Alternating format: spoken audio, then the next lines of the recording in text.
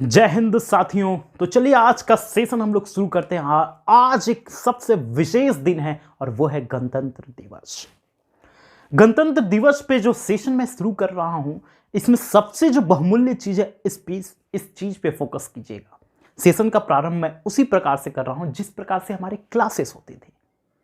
तो सबसे पहले हम जो चर्चा करेंगे इसमें भागवत गीता, जो कि मेरा बहुत बड़ा उद्देश्य था कि इस सीरीज को मैं प्रारंभ करूं जिसमें से हर अध्याय के एक श्लोक पर हम चर्चा करेंगे। उसके बाद इस सेशन में हम लोग शुरू करेंगे गणतंत्र दिवस जो है क्यों मनाया जाता है 26 जनवरी को, इस विषय पे हम चर्चा करेंगे। उसके बाद हमारा जो मुद्दा होगा थाना का खेला, थाना किस प्रकार से खेला खेलती है और पूरे का पूरे जो है जितने भी गरीब लोग हैं, बेबस लोग हैं, लाचार लोग हैं, उनको परेशान करती है। इस विषय पे हम चर्चा करेंगे और उसके बाद जो हम फाइनली जो चर्चा करेंगे अंत में गणतंत्र दिवस के पर ही उन्नत भारत के निर्माण पर। आइए हम लोग सबसे पहले हम लोग देखते हैं और शुरू करते हैं हम लोग एक विशेष शो।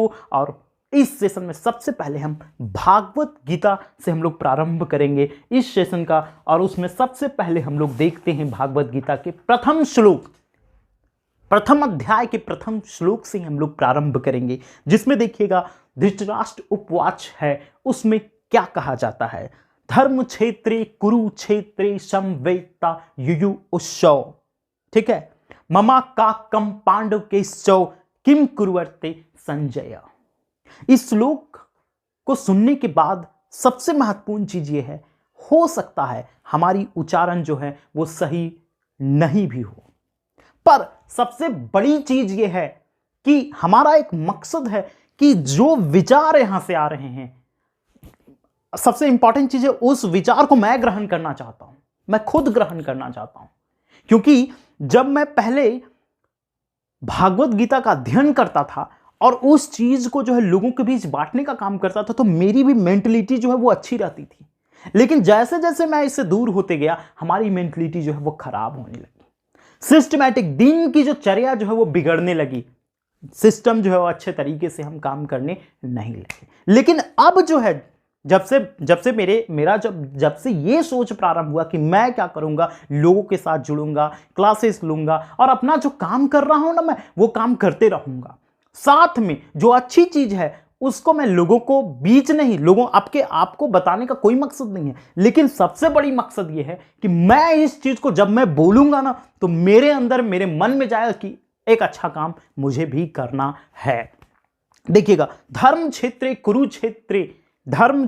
कुरुक्षेत्रे समावेत्ता युयु उत्सव ममा काकम पांडव के किम कुरुवर्ते संजय। यहां पर धृतराष्ट्र बोल रहे हैं, हे संजय, धर्म भूमि में कुरुक्षेत्र में एकत्रित युद्ध की इच्छा वाले मेरे और पांडव पुत्रों के ने क्या किया है।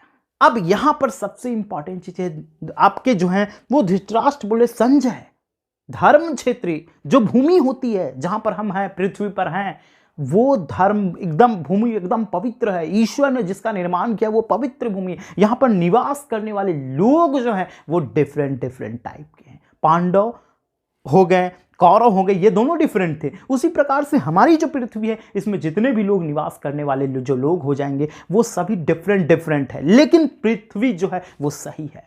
अर्थात भारत की जो भूमि है, अब आ जाओ इसका भारत के परिप्रेक्ष्य में हम देखेंगे, भारत की जो भूमि है वो पूरी तरीके से एकदम धर्म है, एकदम पवित्र है भूमि है। लेकिन यहां पर जो रहने वाले जो लोग हैं वो गलती कर सकते हैं, वो खराबी, वो जो है वो बिगाड़ सकते हैं। लेकिन भूमि जो है, ईश्वर के निर्माण की गई भूमि जो है वो पवित्र ही रहेगी।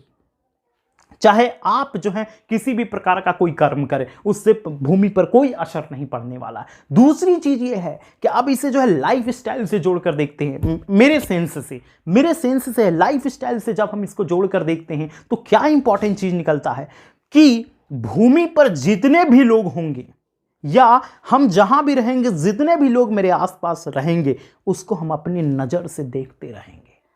इससे क्या होगा कि मैनेजमेंट का एक कॉन्सेप्ट है, हम बेहतर बन जाएंगे।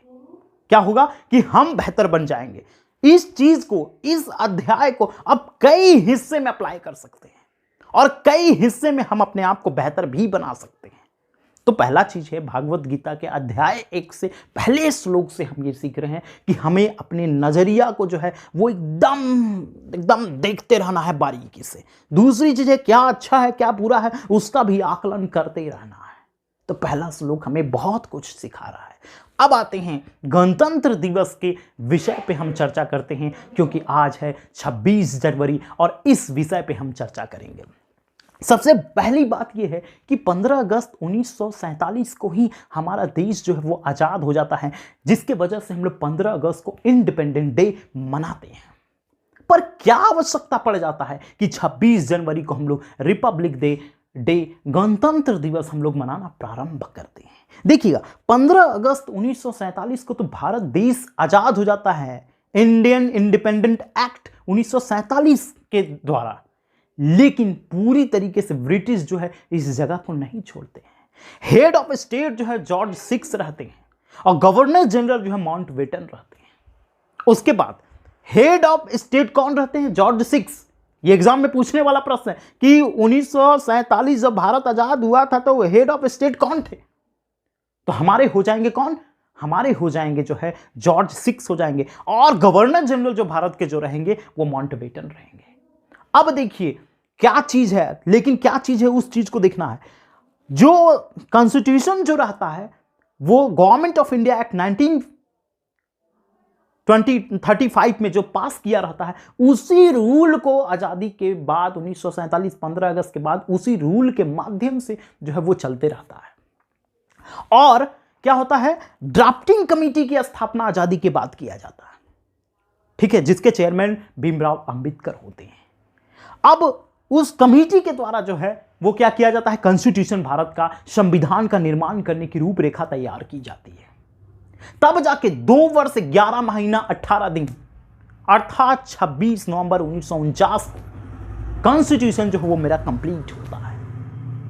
अब तो बात यहां पर ये आ जाती है कि 26 नवंबर को जो है कॉन्स्टिट्यूशन जो है एक तरीके से बन जाता है, तो बनने के बाद जो है 2 महीना बाद जो है वो क्यों लागू किया जाता है 26 जनवरी को ही? तो देखिए इसके पीछे भी एक इतिहास है, और वो इतिहास ये है 1930 में लाहौर सेशन जब चल रहा था, तो उस सेशन में पंडित जवाहरलाल नेहरू के द्वारा कहा जाता है कि 26 जनवरी को के दिन अगर अब ब्रिटिशर्स हमें आजाद नहीं करते हैं, डोमिनियन स्टेट का दर्जा नहीं देते हैं, तो हम उसी दिन से पूर्ण स्वराज की घोषणा करते हैं। मतलब क्या था, ब्रिटिशर से डिमांड रखी जाती कि हमें डोमिनियन स्टेट का दर्जा दे दो, और अगर आप नहीं दोगे तो 26 जनवरी 1930 से हम लोग 29 को जो ये सेशन होता है और 30 से 26 जनवरी 1930 से हम लोग जो है वो पूर्ण स्वराज कंप्लीट इंडिपेंडेंट नहीं तो बनाने लगेंगे। और उसी दिन के बाद जो हम लोग एक तरह से स्वतंत्रता दिवस जो है 26 जनवरी को बनाना प्रारंभ कर देते हैं।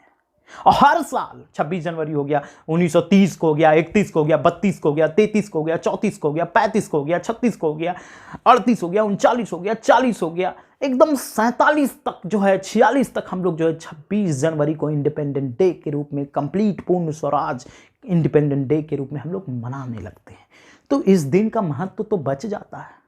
इसीलिए 26 नवंबर 1949 2 महीना फिर हम लोग रुक जाते हैं और कंप्लीट हम लोग जो है 26 जनवरी के दिन ही जो एक महत्वपूर्ण दिन को जो है याद रखने के लिए क्या करते हैं, हम लोग मनाना प्रारंभ रखते हैं। तो यहां पर तो एक चीज हमने देखा कि इस वजह से जो है 26 जनवरी को जो है एक तरीके से, और दूसरी इंपॉर्टेंट फैक्ट ये है, जो हेड ऑफ स्टेट जो और माउंटबेटन जो गवर्नर रहते, इनकी जो है कार्यकाल खत्म कर दिए जाते हैं। मतलब कंप्लीट इंडिया जो है एक तरीके से इंडिपेंडेंट हो जाता है। हाँ, वो अलग बात है, कुछ कुछ हिस्सा पे पुर्तगाल का कब्जा रहता है, लेकिन ब्रिटेन का कब्जा कंप्लीटली जो है वो खत्म हो जाता है। तो सबसे बड़ी जो वजह जो रहती है 26 जनवरी को मनाने का यह रहता है, मतलब लोकतंत्र की प्रणाली जो है 26 जनवरी को प्रारंभ की जाती है। मतलब जनता का शासन जो है संविधान के नियमों के आधार पे देश का जो है वो शासन प्रारंभ हो जाता है 26 जनवरी 1950 से।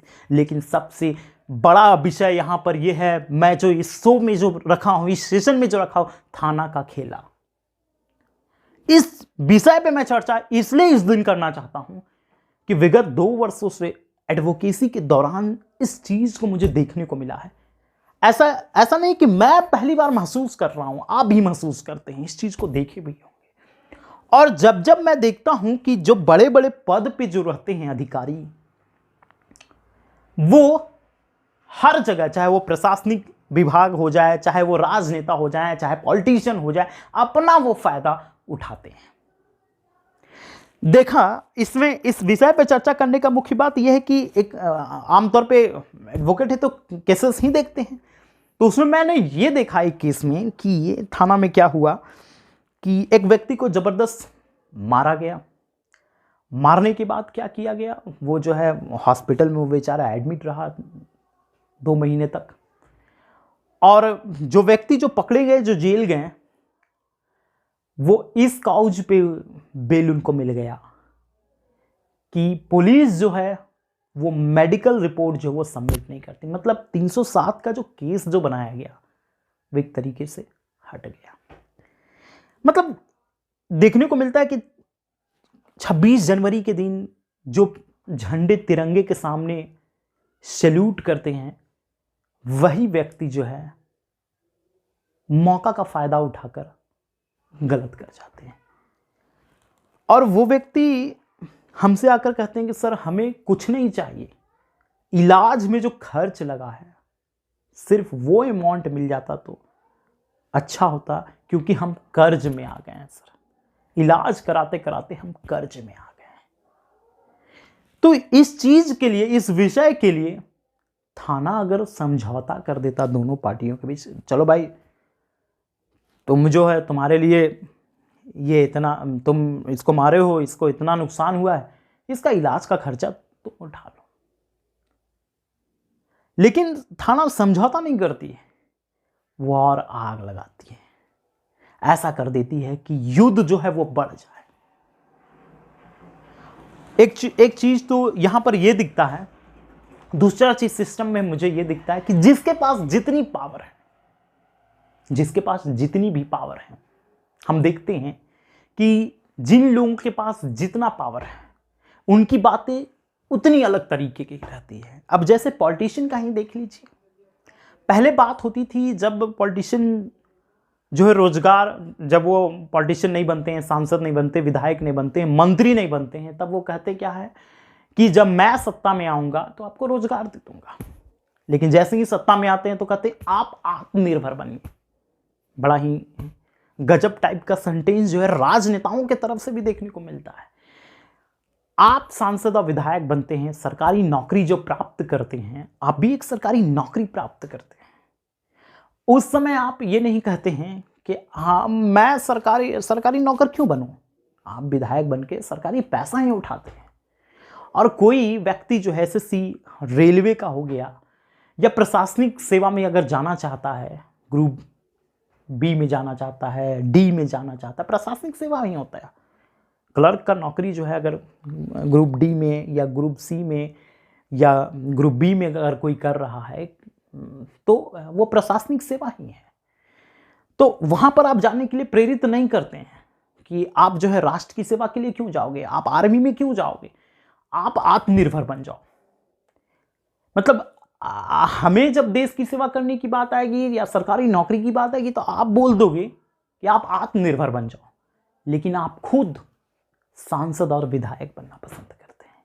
आप खुद बड़ी बड़ी महंगी गाड़ियां और सायरन बजाते हुए चलना पसंद करते हैं और बॉडीगार्ड ढकेलते रहते हैं, पब्लिक को ढकेलते हैं, उस भीड़ को आप बहुत ही अच्छे तरीके से एंजॉय करते हैं। क्या यही है गणतंत्र दिवस? क्या यही है लोकतंत्र? नहीं, ये लोकतंत्र नहीं है। सच्चाई में ये वो आजादी नहीं है।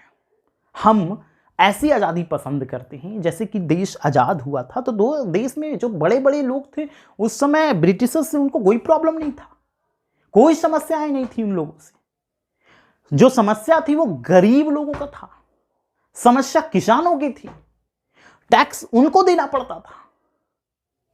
समझ रहे हैं ना? नील की खेती आप सुने होंगे, 1857 की क्रांति में आप पढ़े होंगे। प्रॉब्लम जो था वो किसानों के साथ था, प्रॉब्लम जो था वो कमजोर वर्गों के साथ था, प्रॉब्लम जो था वो गरीब व्यक्ति के साथ था। इसीलिए तो गांधी जी जब पूरे देश की यात्रा करते हैं तो 1915 में अपना वस्त्र भी त्याग देते हैं, अधनंग वस्त्र में वो रहना पसंद करते हैं, क्योंकि उन्हें हालत दिखती है देश की। लेकिन आज के टाइम में वो चीज नहीं दिखता है। आप खुद सोचो ना, आप एक पॉलिसी लॉन्च करते हो कि 80 करोड़ जो गरीब परिवार है उनके लिए आप योजना लाते हैं। मतलब 80 करोड़ आप मान रहे हो ना कि 140 करोड़ में 80 करोड़ गरीब है।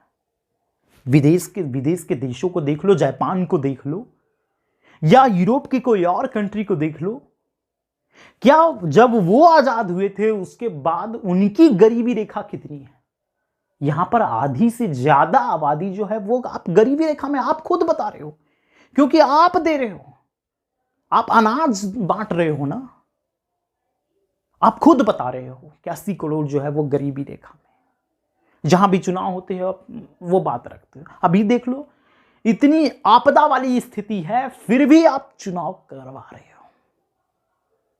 मतलब सिस्टम चलाने वाले पद या शिक्षा, बच्चों का एजुकेशन बहुत जरूरी है, उसकी व्यवस्था आप नहीं किए हो। आप किसकी व्यवस्थाएं किए हो? आप व्यवस्था किए हो कि किसी भी प्रकार से जो बड़े लोग हैं विधायक सांसद बन जाए, और वैसे भी वो कोई काम नहीं करते हैं। सच्चाई यही है गणतंत्र। गण का तंत्र होना चाहिए, पहले गण की सेवा होनी चाहिए, ना कि बड़े बड़े लोगों की सेवा होनी चाहिए। विधायक सांसद बनता कौन है? हम नहीं बन सकते हैं, हम लोग नहीं बन सकते 100%। हम खड़ा होंगे, एक वोट भी नहीं मिलेगा, सच्चाई वाली बात है। बनेंगे वही जिनके पास पावर और पैसा है। तो आप जो हो जब इस पद पे जाते हो ना, तो पहले गण के लिए सोचो, तभी तो तंत्र रहेगा। गण नहीं रहेंगे तो आपका तंत्र नहीं रहेगा। तो पहले गण होना चाहिए ना, तब जाके तंत्र जो है वो मजबूत होगा आपका, और हम आपका तब जाके गुणगान करेंगे। अभी आप पूरे भारत में देख लो, नेताओं को, भारतीय राजनेताओं को गालियां दी जाती है। वजह सिर्फ यही है कि उन्नत भारत का निर्माण नहीं हो रहा है। यूरोप से देशों से जो है वो सीखने का विषय है। हम यहां पर स्पेन देश के बार्सिलोना टाउन का मॉडल लेकर आपसे बात करना चाहते हैं। पूरा टाउन जो है वो सिस्टमैटिक है। हमारा देश जो है आजादी के बाद किसी भी तरह से सिस्टमैटिक ढंग से निर्माण नहीं हुआ। पंचवर्षीय योजना असिस्टमैटिक बनाई गई, जिसका नतीजा है कि डॉलर जो है वो ऊपर आते गया और हम नीचे जाते गए। हम लोग मैनेजमेंट को फॉलो नहीं किया, सिर्फ यहां पर राजनीति होती रही। आजादी का असली मतलब नहीं समझे, मैनेजमेंट तरीके से हम जीने की बात। मॉडल में देखिए ना, सभी का घर जो है वो एक तरीके का है। अब सिंपल सी बात है, आप प्रधानमंत्री आवास योजना लाते हैं, अब ऐसा करो ना, सभी का घर का मॉडल एक जैसा कर दो कि आपको इसी मॉडल के तहत बनाना। आपको जितना अंदर में बेहतरीन सामान रखने रखो, लेकिन घर की क्वालिटी इतनी बेहतरीन कर दो ना कि बाद में वो फीलिंग ना आए कि हम कमजोर हैं। राजनीति ही खत्म हो जाए, गरीबों का मसीहा जो वर्ड्स आते हैं, पिछड़ों का नेता जो वर्ड्स आते हैं, ये खत्म हो जानी चाहिए ना। तो ये तब होगा जब ऐसे मॉडल को हम फॉलो करेंगे। और यूरोप देश में है जो है कि हर जगह वो चीजें दिखती है। हर यूरोप देश के अलग अलग जितने भी डिस्ट्रिक्ट होंगे, टाउन होंगे, सिटी होगा, कैपिटल होगा, हर जगह देख लो टाउनशिप प्लानिंग की जबरदस्त मॉडल दिखती है। जिससे सबसे बड़ी चीज है गरीबी रेखा जो है वो ऑटोमेटिक डाउन हो जाएगा। और डाउन करने का तरीका एक ही है, systematic town planning, systematic village planning, तब जाके उन्नत भारत का निर्माण। हमें सभी लोगों को सिस्टमैटिक ढंग से एक टाइम में जॉब दे देना, सही टाइम में रोजगार प्रदान कर देना। लेकिन हमारे देश में क्या होता है, टाइम पे रोजगार नहीं मिलेगा किसी को, 5 साल इंतजार कीजिए, फॉर्म भरिए 2019 में, रोजगार मिलेगा 25 में, फॉर्म भरिए 2012 में, रोजगार मिलेगा 20 में। यार इस देश में ज्यादातर गरीबी रेखा से लोग जूझने वाले लोग हैं, पैसेंस नहीं है यहां, तो उन्नत भारत का निर्माण नहीं होगा, कभी नहीं हो सकता है। विश्वास कर लो आप, उन्नत भारत का निर्माण करने के लिए मॉडल बेहतरीन होना चाहिए। इसके लिए मैंने भी सोचा है, जिस प्रकार से आज गणतंत्र दिवस के दिन जो है भागवत गीता सेशन को शुरू करना एक मेरा लक्ष्य था कि मैं इसे कंटिन्यू करूंगा, क्योंकि इससे पवित्र दिन नहीं मिल सकता है। गणतंत्र दिवस हो गया, स्वतंत्रता दिवस हो गया, महात्मा गांधी का जयंती, इससे बड़ा दिन नहीं है पूरे भारत देश में। और जितने भी हीरोज जो जन्म लिए हैं उन दिनों से बेहतर कोई दिन हो ही नहीं हो सकता है। भगत सिंह, सुभाष चंद्र बोस ने जितने बलिदान दिए हैं, उस बलिदान का कर्ज चुकाने का समय है। ये भूमि वाकई में भागवत गीता में प्रथम अध्याय में जो बताया गया है, धर्म भूमि है, ये धर्म क्षेत्र है, कुरुक्षेत्र है, समावेत्ता यो उत्सव ममा काकम पांडवश्चो किम कुर्वते संजय। ईश्वर देख रहे हैं, हम और आप क्या कर रहे हैं उसको देख रहे हैं ईश्वर। हमें बेहतर बनाने का कार्य करना होगा, उन्नत भारत का निर्माण करना होगा। तो सबसे बड़ी चीज यह है कि गणतंत्र दिवस के दिन हम उन्नत भारत के मॉडल को अपनाएं, कि कैसे हमारा देश जो है हर जगह जो है वो सिस्टमैटिक ढंग से एक बेहतर भारत का निर्माण हम कर सके। और वो तब होगा जब हम एक लक्ष्य निर्धारित करेंगे। देखिए कैसे, गणतंत्र दिवस आने से पहले 26 दिन हम क्या करेंगे, एक मॉडल तैयार करेंगे, और 26 जनवरी से लेकर आपका जो है स्वतंत्रता दिवस दिन तक हम क्या करेंगे, उसको पूरा करेंगे। और उसके बाद 4 महीने फिर हम आकलन करेंगे, देखेंगे कहाँ कहाँ पर छूट गया है, उसको कंप्लीट करेंगे। और उसके बाद फिर हम जो है 26 दिन जो है फिर से मॉडल बनाएंगे, और उसके बाद फिर उसको कंप्लीट करेंगे। हम लोग मॉडल 3 तरह से बनाएंगे। एक लॉन्ग टर्म, हम लोग 20 आज से 40 साल बाद भारत कैसा होगा वैसा, या 20 साल बाद भारत होगा कैसा वैसा मॉडल बनाएंगे, या 10 साल बाद भारत कैसा होगा वैसा मॉडल बनाएंगे। हम इसमें जैसे कि स्पेन देश के मॉडल में देख ले कि ऐसा है, हम हो सकता है मंदिर आर्किटेक्चर का कॉन्सेप्ट फॉलो करें कि पूरा शहर जो मंदिरों के जैसा दिखे, क्योंकि भारत जो है वो हिंदुज्म को फॉलो करने वाला कंट्री, तो कोई एक ऐसा शहर जो मंदिर ही मंदिर दिख जाए और वो घर का मॉडल ऐसा हो, तो दिखने में भी मतलब अजीब सुंदरता दिखेगा। तो उस प्रकार का भी फॉलो हम कर सकते हैं, मॉडल को बदलते रहेंगे। पर्यटन को, इससे क्या होगा, पर्यटन को बहुत ज्यादा से ज्यादा जो है वो बढ़ावा मिलेगा। हर शहर को अनोखा बनाने का प्रयास करेंगे, तो इससे क्या होगा, हर शहर में लोग आना जाना पसंद करेंगे। अगर एक ही तरह का अगर शहर होगा तो लोग घूमना थोड़ी पसंद करेंगे। उन्नत भारत का निर्माण यही है। यूरोप में हर देश में टाउनशिप प्लानिंग के मॉडल अलग अलग हैं, तो हर जगह घूमने का मन करेगा। तो हमें भी भारत में हर शहर की बिल्डिंग डिजाइनिंग कल्चर भी अलग अलग हो, कोई मंदिरों के जैसा, कभी यूरोपियन शैली में हो, इंडियन शैली में हो, और किसी और देश के भी मॉडल को हम ले सकते हैं। और दोनों को मिक्स्ड मॉडल जो है, एक शहर को ऐसे बनाए फिर दूसरे शहर को दूसरे मॉडल से बनाए, तो हमारा दिमाग भी यूटिलाइज हो रहा है ना। और पर्यटन जो है वो बेहतर पर्यटन का उद्योग हम स्थापित कर रहे हैं, बेहतर रोजगार का जो है कॉन्सेप्ट मॉडल, इंजीनियर ज्यादा से ज्यादा देखने को मिलेंगे, और उन इंजीनियर को जो है रोजगार अलग अलग सेक्टर में लगेगा। यहां पर जो है बीटेक करने के बाद क्या होता है, रोजगार नहीं लगता है।